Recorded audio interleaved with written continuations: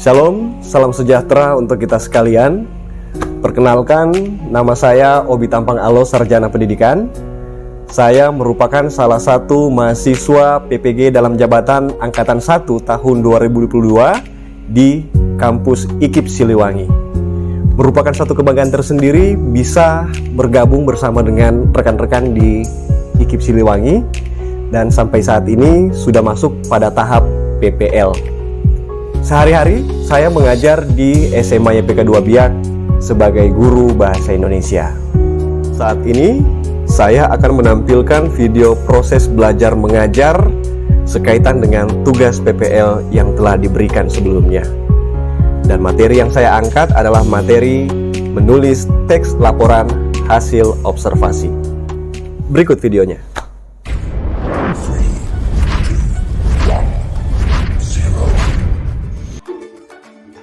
Gimana? Sudah siap belajar? Ya. Coba ketua kelasnya siapkan dulu. Mana ketua kelasnya? Silakan. Siapkan. Beri salam.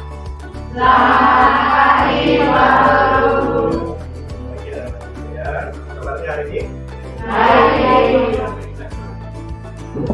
Nah, sebelum kita absen, mau kalian kelasnya bagian.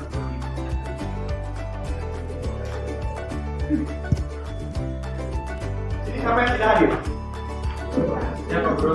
Hadir semua. Pokoknya hadir ya? Ya. Hadir.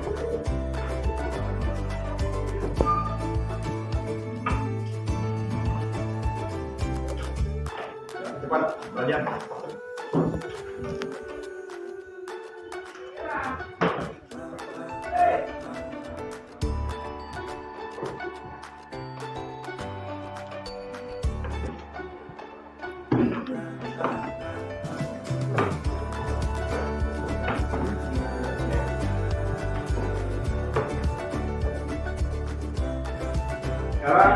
Sekarang sebelum kita masuk ke dalam pembelajaran ya, ada baiknya kalau kita bersama semoga dan lebih kelancaran ya dalam pembelajaran kali ini ya.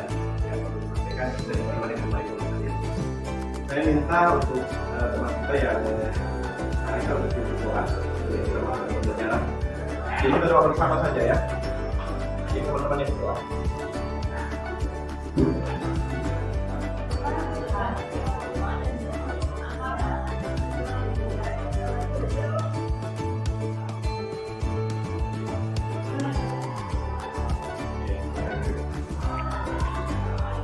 Ya, baik anak-anak sekalian.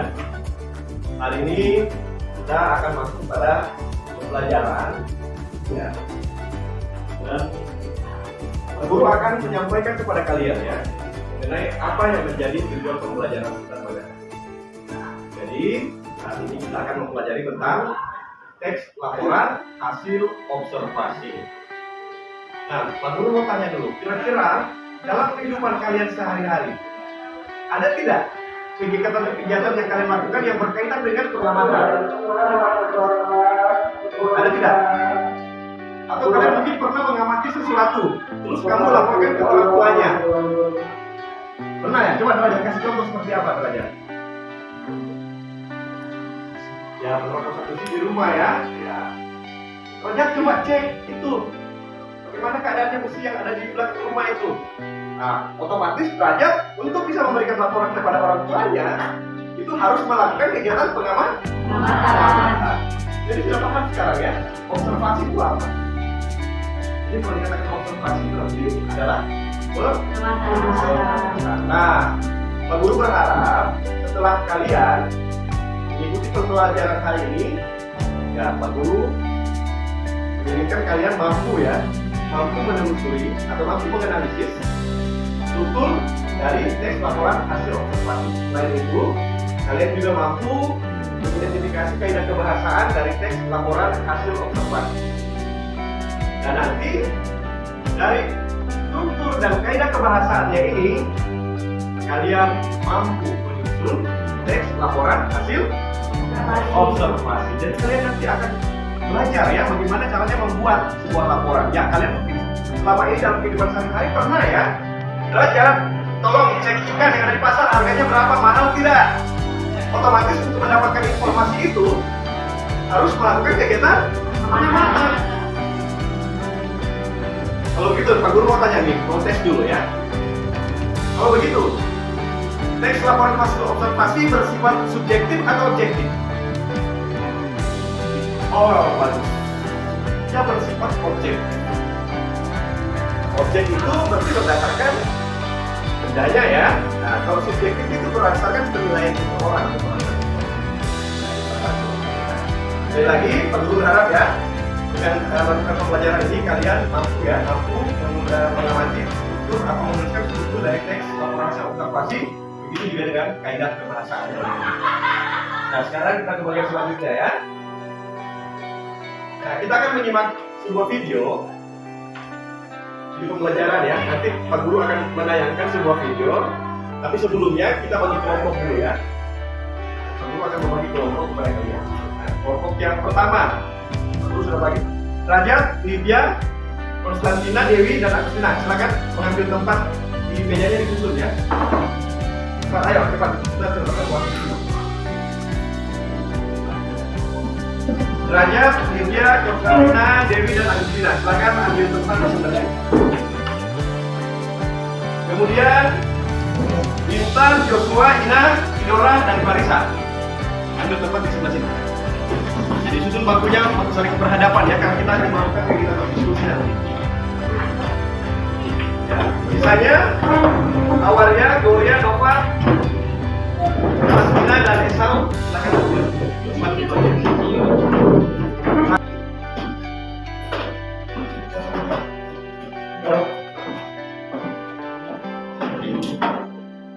Semuanya sudah siap ya untuk menyaksikan tayangan video mengenai teks laporan hasil observasi. Jadi di dalam video ini nanti ada teks laporan hasil observasi yang berjudul pohon pisang. Kalian dengarkan baik-baik dan nanti tentu kita akan mengupayakan ya untuk mencari struktur dan kaidah kebahasaannya.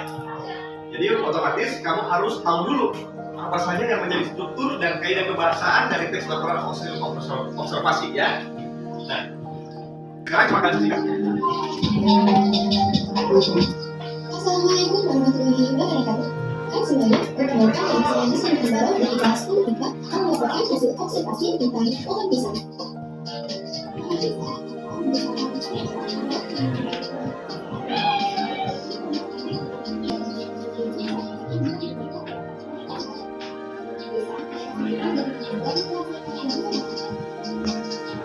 Tumbuhan ini dimanfaatkan semua bagiannya oleh manusia sehingga dianggap sebagai tumbuhan serbaguna.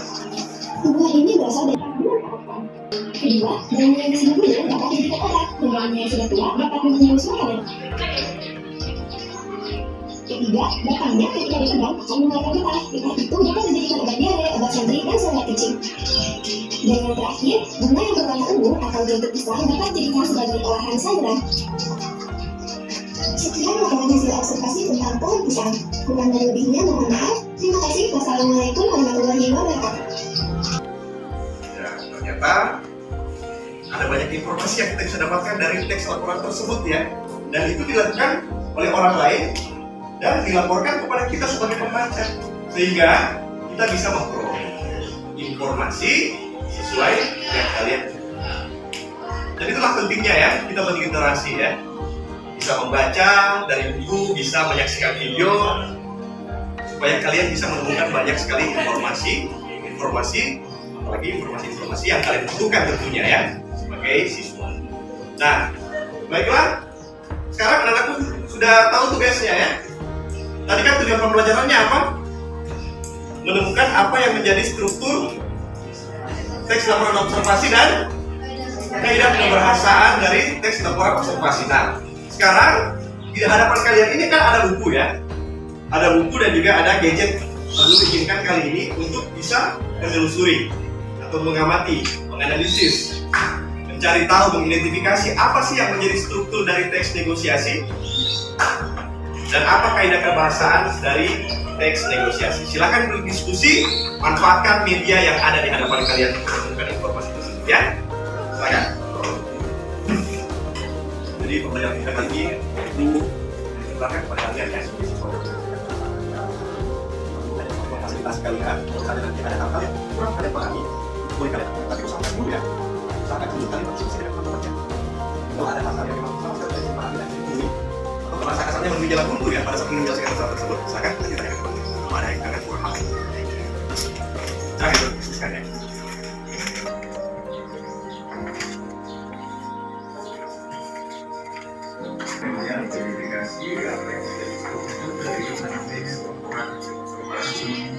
Itu ada yang sudah ketemukan satu.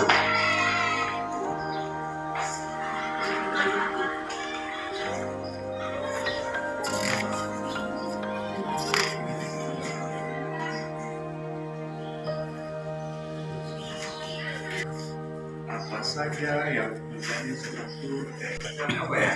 Dia merupakan bahasa-bahasa khas yang terdapat dalam teks observasi. Jadi setiap teks itu pasti ada ciri kebahasaannya ya. Kemungkinan ada yang sama, tapi ada pasti yang khas yang berbeda. Yang membedakan dia dengan teks-teks yang lain.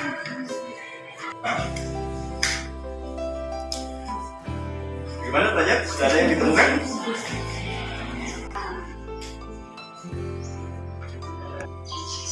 Gimana sudah?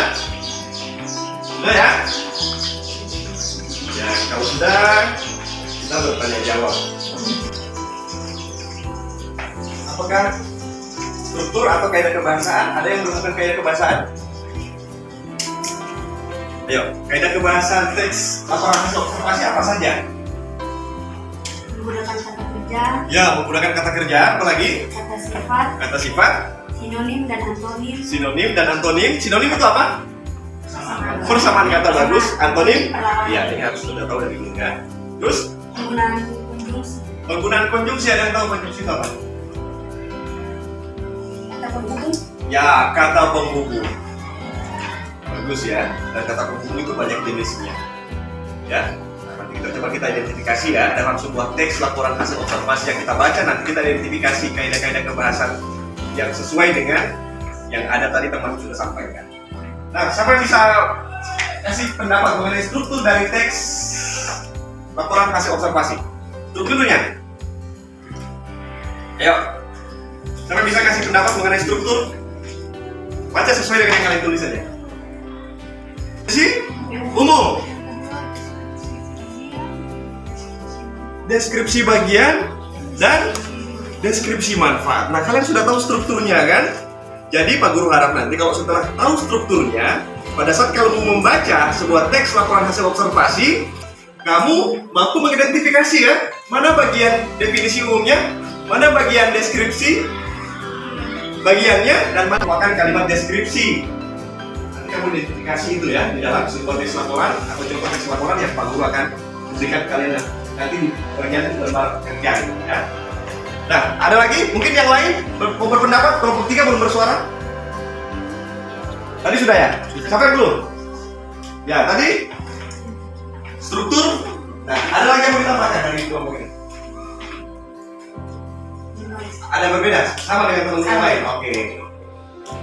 Jadi, kaidah kebahasaan sudah, dan strukturnya juga sudah. Untuk hari ini, kita selesaikan dua masalah ini dulu. Nah, sekarang Pak Guru kasih kesempatan kalian untuk bertanya. Siapa yang mau bertanya seputar materi kita hari ini? Kalian mau bertanya tidak? Ya, silakan. Tanya kan di dalam kaidah kebahasaan kan ada penggunaan kalimat kompleks dan sifat. Itu Ya. maksudnya. Dengan menggunakan kata penghubung ya. Ini berbanding terbalik dengan kalimat simplex. Kalau kalimat simplex itu ya satu kalimat saja, tidak menggunakan kata penghubung. Ya, paham ya? Ya, ada lagi yang mau bertanya, silakan. Ya, silakan, Raja. Ya, kira-kira apa manfaat kalimat deskripsi? Kenapa sih dia mesti ada di dalam kalimat, di dalam teks laporan observasi? Begitu maksudnya, Raja ya? Bagus, Raja. Itu pertanyaan yang bagus ya. Kenapa sih mesti deskripsi ini menjadi ciri dari kebahasaan dari laporan teks laporan observasi? Ya karena ada yang bisa jawab ini, deskripsi itu apa? Kan boleh? Ada yang lain? Ada? Siapa bisa? deskripsi itu apa? Ada? Jadi, ya, silakan kalau bisa. Penjelasan tentang, ya, tidak apa-apa ya. Anak-anak, selain belajar mengenai materi, kita juga belajar untuk percaya diri dengan pendapat kita ya, dan tidak usah ragu-ragu. Ya, kalaupun salah, ya, kita perbaiki ya. Jadi tidak perlu ragu-ragu, ungkapkan saja apa yang menjadi argumen kalian pendapat sekalian. Karena itu juga merupakan latihan ya. Nah, kalau pertanyaannya derajat tadi, kenapa sih kalimat deskripsi mesti ada di teks laporan hasil observasi? Ya, karena kita harus mendeskripsikan atau menggambarkan kepada orang yang akan membaca laporan kita seputar apa yang kita amati tuh. Ya tidak?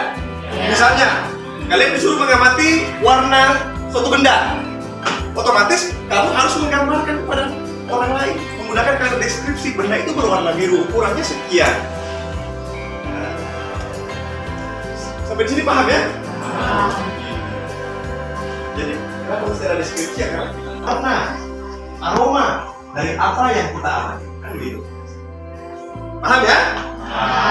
Ya, kalau memang kalian sudah paham, coba kita mengerjakan lembar kerja yang Pak Guru sudah bagikan tadi ya, di mejanya masing-masing tadi. Silakan kalian kerjakan dan diskusikan bersama dengan teman kelompoknya ya. Kalian isi dan masing-masing kelompok nanti Pak Guru akan kasih kesempatan untuk melakukan presentasi hasil pekerjaan. Ya, silakan.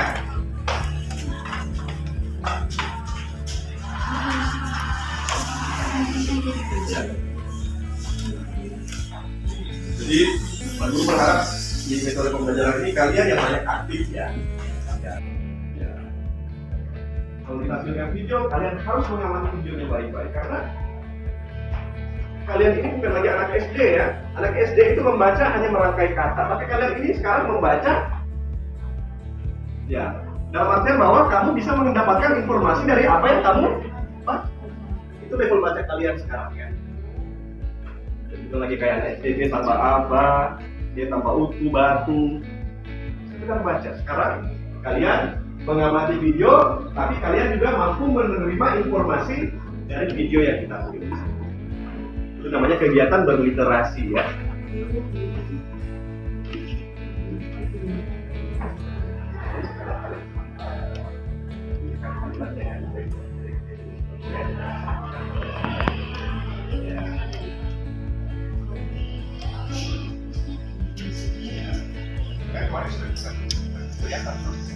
Kalau misalnya dia menggunakan karena dia memberikan gambaran secara mudah apa yang dilakukan. Dia sudah disediakan dalam benda tersebut apa yang diuraikan di sini.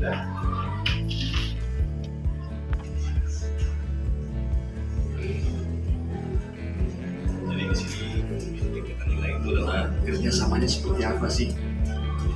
Karena kerjasama itu penting ya. Jadi tidak ada masalah ya, lanjut ya. Ada masalah aja. Orang ya. Betul.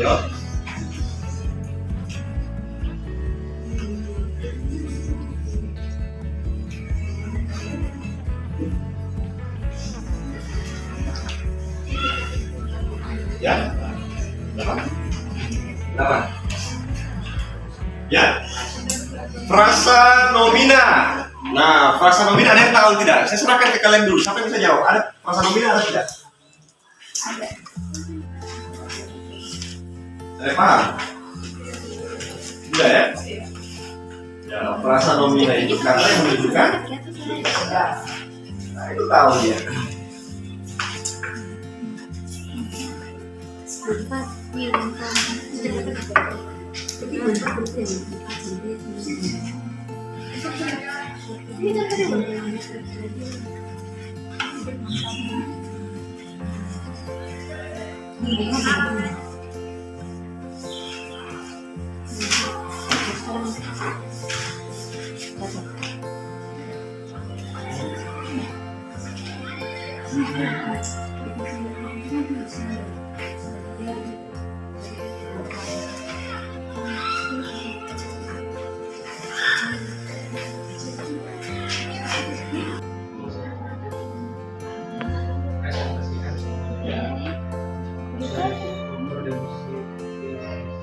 Definisi umum. Ya. Definisi itu pohon pisang atau merupakan tumbuhan berbentuk karena raksasa dengan batang semu yang permukaannya Oke, bagus. Sekarang bagian deskripsi bagiannya. Bagian yang mana? bagian itu dari tanaman ini sanggup tumbuh di tanah yang baik di kawasan yang Bagian deskripsi manfaatnya.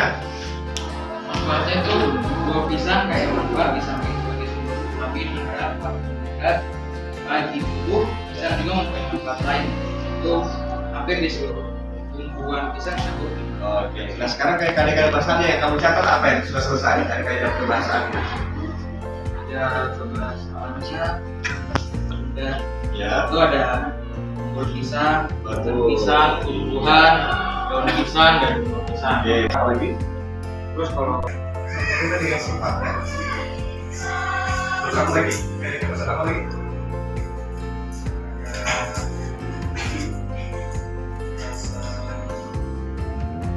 minat Tidak. itu ada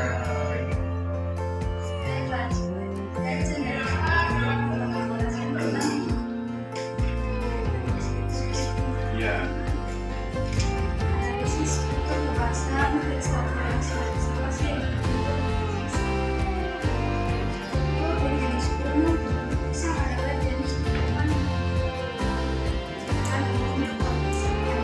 Iya.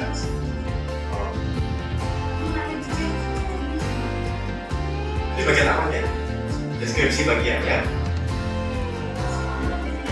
Definisi umumnya. Nah, deskripsi bagian.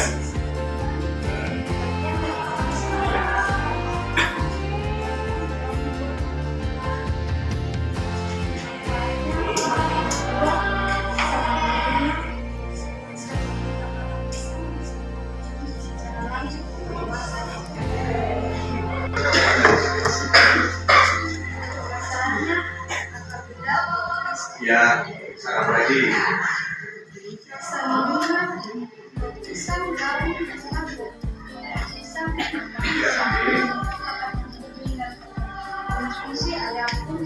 sebagai bagus.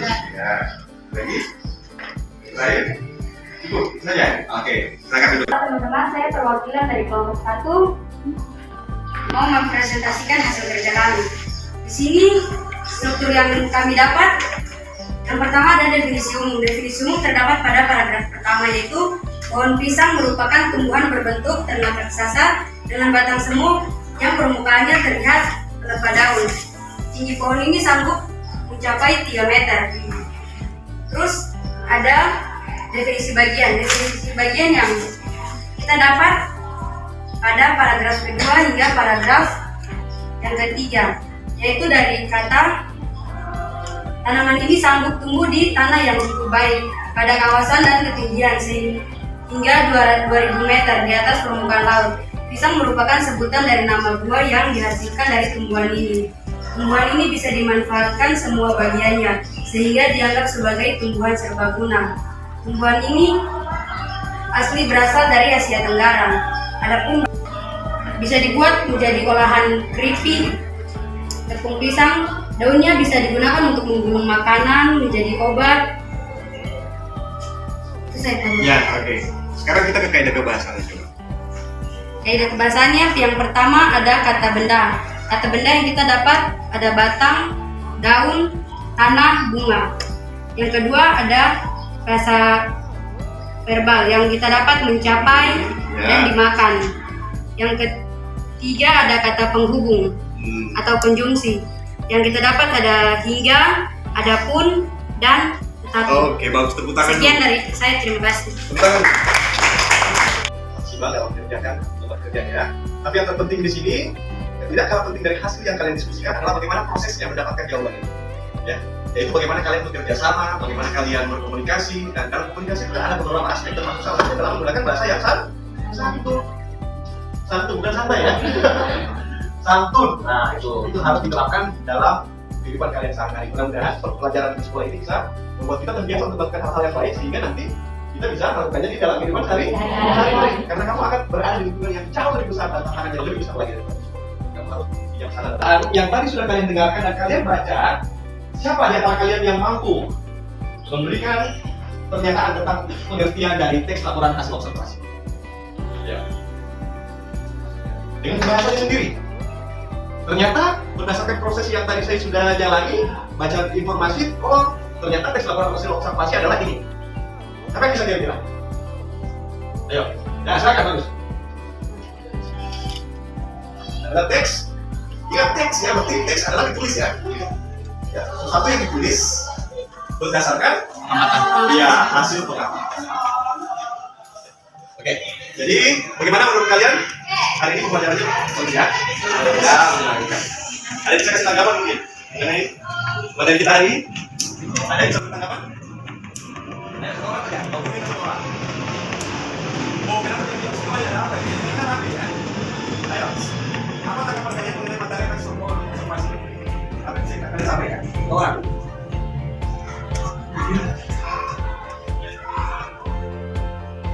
Ya, dadah.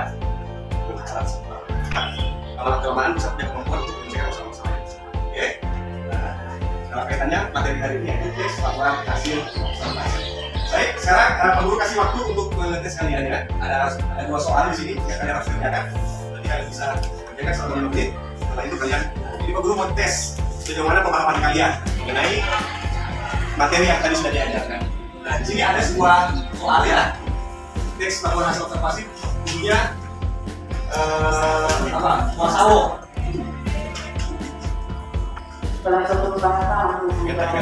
Bapak dikumpulkan saja, silakan. Terus kita jawab bersama. Silakan dikumpulkan. Betul mau untuk teks apa? Berikan penilaian buat kalian. Silakan kumpul. Ayo, sebelum kita jawab bersama dulu kerjaan.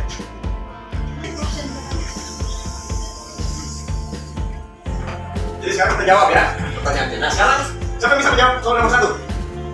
Silakan baca. Kalimat keberapa? Salah.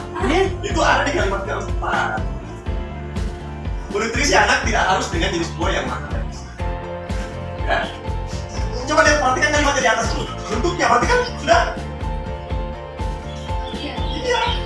Ya, ada kira. Yang menggunakan bentuk kan E. Ya, bagus. E. Jadi, yang pertama tadi D, yang kedua adalah E. Kalimat konteks itu ada di tempat E. Kalau yang tadi disebut atau dilakukan ya. Seperti ada 2 kalimat yang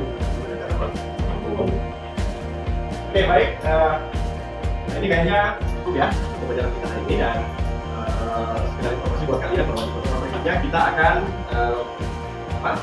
belajar ini mengenai langkah-langkah ya dalam menyusun teks laporan hasil observasi.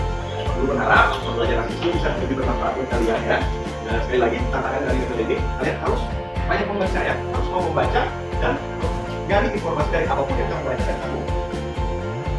Ya.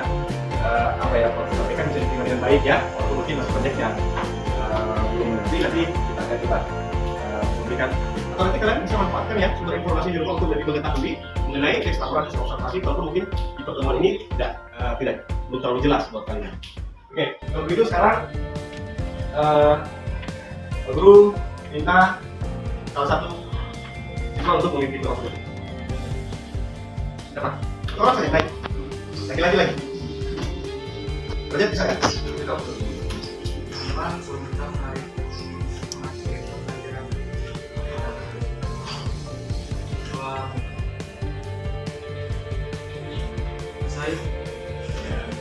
Tolong disiapkan.